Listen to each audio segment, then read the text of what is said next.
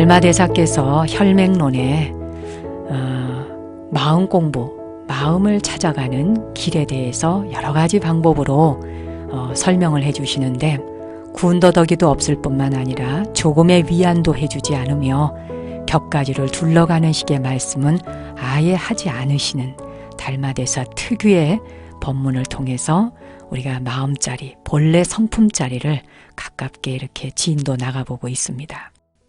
우리 안에 있는 불성을 스스로 발견하라. 이게 바로 달마대사의 말씀인데 만일 그대가 직접적인 이해를 얻기 원한다면 어떤 모양에도 집착하지 말아라. 아상, 인상, 중생상, 수자상 어떤 상에도 집착하지 말아야 할 것이다 라는 이야기입니다. 그렇게 되면 그대는 뜻을 이룰 것이다. 나는 그것 외에 다른 어떤 충고도 해줄 수 없다. 이게 오늘 제 가르침의 시작인데요. 달마대사의 충고는 참 단순합니다. 그러나 깊이는 대단히 있지요. 그런데도 불구하고 우리는 대체로 이 가르침으로부터 벗나갈 때가 많습니다. 왜냐고요? 모양에 집착하지요. 소리에 집착하지요. 모양과 형상, 소리 이런 것에 집착하니까 본래의 신성, 불성의 모습을 발견하는 일 자체가 요원해지는 것입니다. 이 육체도 모양이 있고 마음도 모양이죠. 그리고 세상도 어떤 모양을 지니고 있습니다. 절대적으로 실제하는 것은 딱 한 가지인데 그건 바로 의식입니다. 다른 모든 것은 계속해서 변해가죠. 끝없이 변하는 것은 다 모양에 속해요. 자, 우리의 이 육체를 바라보아도 육체는 계속 변화하고 있죠. 모양을 가진 것은 변화합니다. 그런데 이것을 동일시하지 말라. 이게 지금 모든 선지식들의 같은 가르침입니다. 그 당시에 부처님으로부터 시작해서 또 선각자들을 거쳐서 모든 종사들, 선지식들, 현대에 이르기까지 깨달음을 얻으신 분들이 하나같이 하시는 말씀이 마음이나 형상이나 감정 그 모든 것과 자신을 동일시하지 말아라 하는 말입니다. 원래 불성은 변함이 없는 것이죠. 모양을 가지고 있거나 한계가 있거나 말로서 설명할 수 있다면 그건 불성이라고 말할 수 없습니다.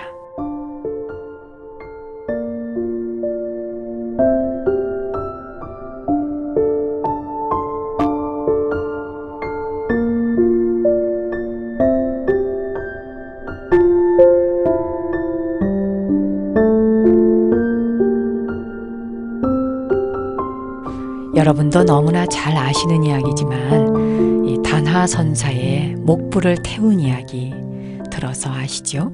하지만 처음 듣는 분도 계실 겁니다. 어느 겨울 아주 날씨가 굉장히 추운 비바람이 불고 눈보라가 치는 그런 때였나 봐요. 이 단하선사가 절에 사룻밤을 묵어 가시려고 한 사찰에 들어가셨어요. 그 절의 주지스님은 이분이 굉장히 위대한 스승이다 하는 걸 알아보긴 알아봤습니다. 그래서 스님이 절에 묵는 걸 허락을 했죠. 그런데 한밤중에 주지스님이 잠에서 깨었어요. 갑자기 바깥이 너무 환한 거예요. 막 불 밝힌 것처럼. 이게 무슨 일이지? 그래서 주지스님은 법당 안을 살피려고 한번 들어가 봤죠. 이제 스님 방이 법당 바로 옆에 붙어 있었던 모양이에요. 그런데 절에서 하룻밤 묵어가겠다고 했던 이 스님, 나그네 스님이죠. 객승이 나무로 된 아름다운 불상을 불에 집어넣고 태우고 있는 겁니다. 아니 당신 지금 제정신이요? 불상을 태우다니 도대체 이게 어떻게 된 거냐고 막 소리를 질렀습니다. 그러자 이 객스님은 지팡이를 들어서 불상이 다 타버리고 난 잿더미를 뒤적뒤적 뒤지고 있는 거예요. 뭘 찾는 것처럼. 그러니까 주지스님이 당신 지금 뭘 찾고 있는 거요? 그러자 단하선사가 나는 지금 사리를 찾고 있는 중이라오. 아니 가장 아름다운 불상이 타버려서 화가 나 죽겠는데 뭐 거기서 사리를 찾는 데니까 기가 막히죠? 그러니까 아예 그냥 너털 웃음이 나와버렸어요. 아이고, 당신 정말 제정신이 아니군. 목불에서 무슨 사리가 나온단 말이오? 그러자 선사가 내가 그대에게 보여주려고 하는 것이 바로 그것이오. 사리가 안 나오면 이건 진짜 부처가 아니지 않소? 이건 부처가 아니라 그저 조각된 나무에 불과한 것이오. 그러니 여기에 속지 말라 하는 것입니다. 밤은 길고 날은 추운데 나는 긴 여행에 매우 지쳐 있어. 기왕에 나를 도와주려고 한다면 이 절에 불상이 3개가 저기 더 있던데 예불하는 데는 한 분만 있어도 충분할 터이니 나머지 2개의 불상마저 갖다 주시면 좋겠구려. 밤은 몹시 춥고 게다가 나는 살아있는 부처요. 살아있는 부처가 추위를 물리치기 위해 나무로 된 부처를 태우는 게 뭐 잘못된 일이요? 그리고 이 절은 너무 춥구려. 자, 그런데 이 말을 듣고 있는 주지스님, 이 선승의 객승의 이야기를 가만히 듣고 있다 보니까 갑자기 이 사람이 뭔가 범상치 않은 사람처럼 느껴지는 겁니다. 그러면서 뭔가 좀 위험하게 느껴져요. 그래서 이 사람은 내가 잠이 들고 나면 아마 이 절에 있는 불상을 모두 다 태워버릴 위인이다. 이런 생각이 든 거예요. 그래서 한밤중에 그만 그 스님을 쫓아버렸어요. 나가라고. 쫓겨났습니다. 근데 이 객승은 쫓겨나가면서도 계속 이렇게 말을 하는 겁니다. 아, 이거 보시오. 이거 보시오. 들어보시오. 당신 정말 후회하게 될 거요. 지금 당신은 살아있는 부처를 추운 겨울날 이 밤에 어둠 속으로 내쫓고 있는 것이오. 그러면서 나무로 만든 부처를 보호하고 있으니 그대가 지금 제정신인 거요? 참, 주지스님은 갈수록 태산이에요. 이제 어이가 없습니다. 그 주지스님이 그렇게 얘기를 하네요. 아, 난 지금 당신하고 토론하고 싶지 않아요. 난 누가 미쳤는지 알고 있어. 그러니 제발 좀 나가주시오.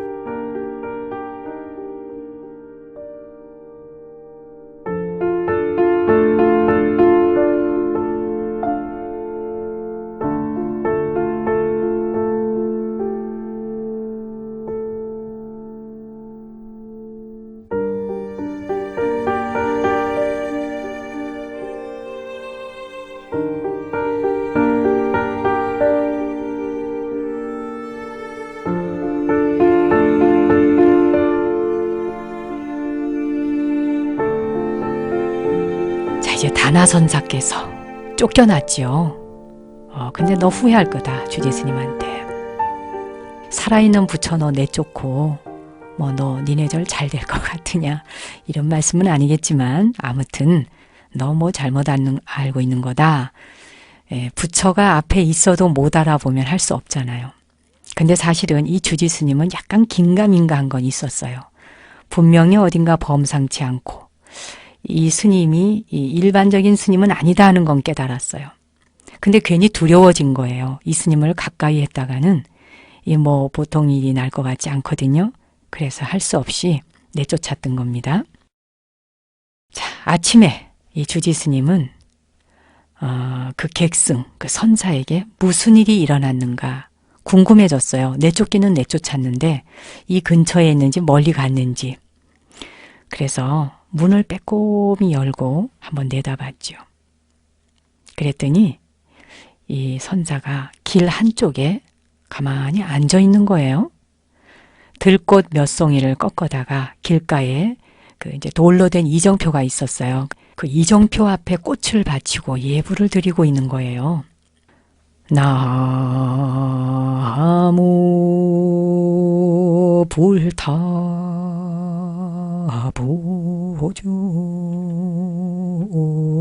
불타보중광님 법회 나무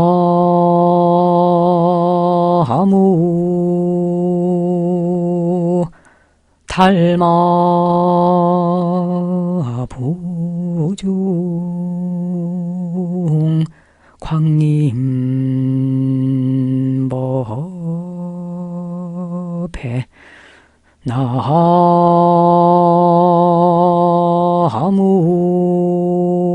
나무 승가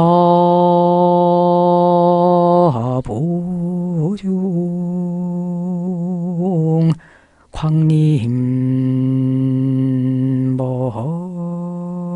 광림법에 부처님께 귀의합니다. 부처님의 가르침에 귀의합니다. 부처님의 승단에 귀의합니다. 이렇게 꽃 몇 송이를 꺾어서 이정표 앞에 다 올리면서 예불을 하고 있는 겁니다. 주지스님이 보니까 참 어이가 없고 이 사람 정말 미친 사람이구나. 어젯밤에는 그 비싼 불상을 태우더니 그러니까 이렇게 백단양 같은 나무로 만들었으니 얼마나 비싸겠습니까? 그런 목불을 태우더니 뭐 이제는 돌로 된 이정표 앞에서 예불을 올리고 있어. 그래서 이제 주지스님이 그 선사에게 가까이 다가갔어요. 아니 지금 뭘 하고 있는 겁니까? 그러자 선사가 아침 예불을 올리고 있는 중이라오. 주지스님이 당신 정말 이상한 사람이구려.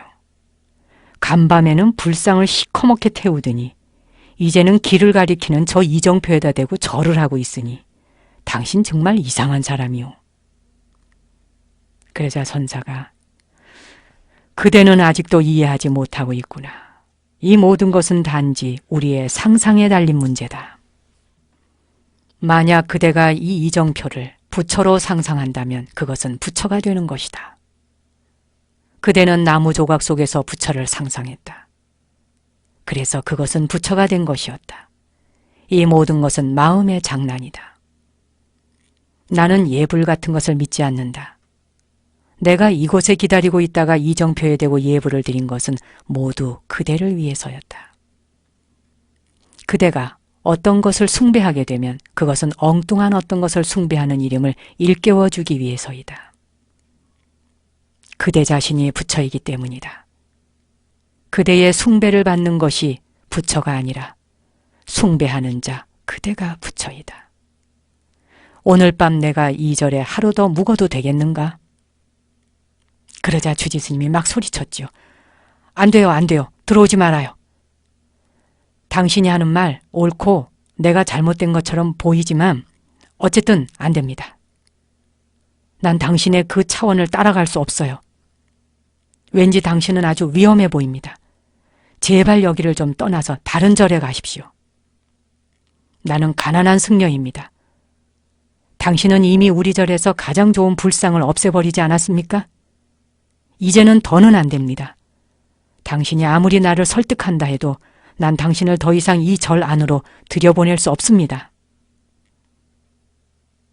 황급히 말하는 주지스님의 이야기를 들으면서 선사가 다시 이렇게 이야기합니다. 그것은 아무래도 상관이 없다. 그러나 나는 그대가 내 말을 정확하게 이해하고 있음을 알고 있다. 어느 날엔가 그대는 나를 찾게 될 것이다. 나는 그대의 눈빛에서 그 이해에 대한 빛을, 이해의 광선을 볼 수 있다. 나를 들여보내지 않아도 좋다. 하지만 나는 이미 그대 안에 들어가 있도다.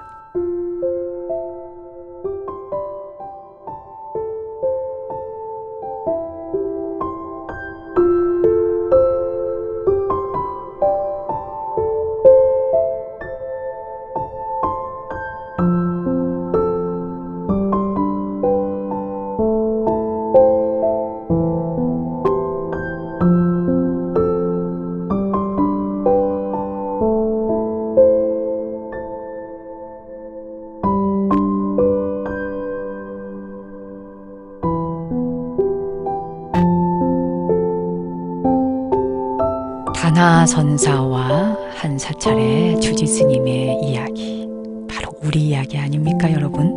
어떻습니까? 자, 이런 스승 매일 저녁마다 여러분 댁에 찾아왔으면 좋겠죠.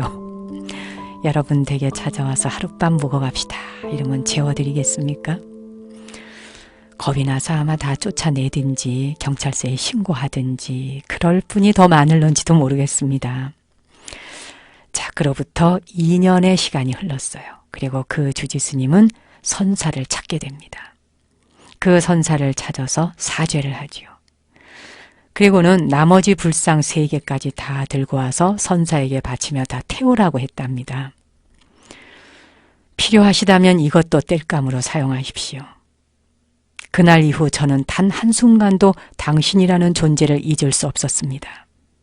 당신의 평화와 당신의 침묵과 그리고 제가 어리석은 짓을 행하고 있음을 저한테 이해시키려는 당신의 그 다함없는 노력에 대해 나는 지금 이 순간도 잊을 수 없습니다.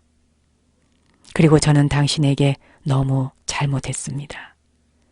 당신을 춥고 어두운 한밤중으로 내쫓았으니까요. 그럼에도 당신은 나를 이해시킬 또 다른 기회를 갖기 위해 다음 날 아침까지 추위 속에서 나를 기다리셨지요. 저는 너무 어리석은 나머지 그 2번째 기회마저도 놓치고 말았습니다. 하지만 지나온 2년간의 세월로 이제 충분합니다. 당신은 끝없이 나를 따라다녔습니다. 이제 저는 당신 앞에 왔고 부처가 내 안에 있음을 확실히 알았습니다. 부처는 절집안의 불상 속에 있는 것이 아닙니다. 절집안의 불상이나 길가의 이정표나 하나도 다르지 않은 것입니다. 참 멋진 선사, 멋진 주지스님, 멋쟁이라고 하더니 정말 마음에 더 이상 없는 멋쟁이들끼리 만났습니다. 왜 다른 부처에 대해서 생각하느라 자신의 시간을 낭비하는가? 부처는 부처가 아니다. 우리 안에 있는 불성을 스스로 발견하라. 이게 바로 달마대사의 말씀인데 선사가 떠나간 뒤 2년 동안 선사가 하신 말씀을 잊지 않고 화두 삼아 정진한 결과 자신의 내면의 불성을 발견하게 된 주지스님. 바로 이 주지스님의 자리가 우리 한 사람 한 사람, 여러분 한 사람 한 사람이 바로 이 사찰의 주지 아닐까요? 겉에 보이는 바, 형상으로 나타나는 것, 소리로 들려지는 것, 그 모든 것은 하나의 상징일 뿐이다 하는 것을 알아차리고 그 상징성으로부터 벗어날 수만 있다면 그 자리에서 바로 몰록 자신의 불성을 깨닫게 되는 것이겠죠. 오늘은 이쯤에서 마무리할까요? 다음 주를 또 기대해 주시고요. 여러분 고맙습니다.